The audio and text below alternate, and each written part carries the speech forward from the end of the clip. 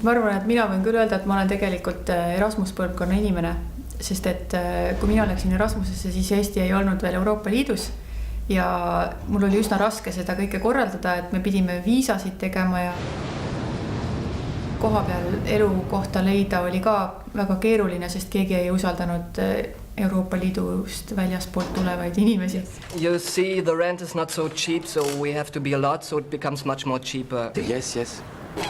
Okay, now I have some questions, Xavier. What do you expect your life to be in about 5 years? Kõigile neile raskustele vaatamata see oli kindlasti minu jaoks täiesti elumuutev kogemus. Kui ma räägin endast ja oma elukaaslasest, siis näiteks meie mõlemad oleme Erasmus põlvkonna inimesed. Me ei kohtunud küll kumbki oma Erasmus vahetuse ajal, aga tema tegi oma Erasmust Tšehhi vabariigis ja mina tegin seda Prantsusmaal. Ja see oli kindlasti üks asju, mis aitas kaasa minu prantsuse keele oskusele ja edasistele valikutele võib-olla ka minnagi peale kooli, peale siis EKAs magistri lõpetamist veelgi edasi praktikale ja õppima Prantsusmaale.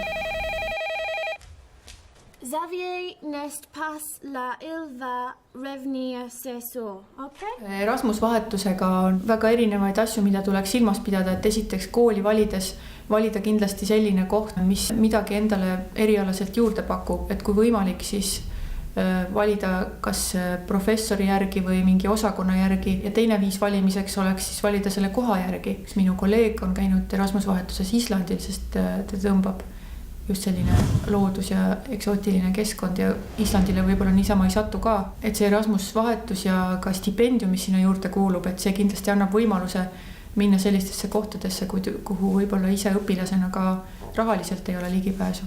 Et 6 kuu jooksul või siis aasta jooksul jõuab ikkagi koha peal juba midagi korda saata ja midagi õppida või kas või sõlmida mingisuguseid sidemeid edaspidiseks.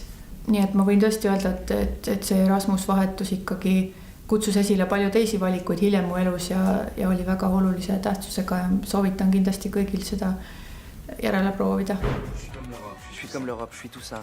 On dit, après tout, si, c'est une histoire de décollage.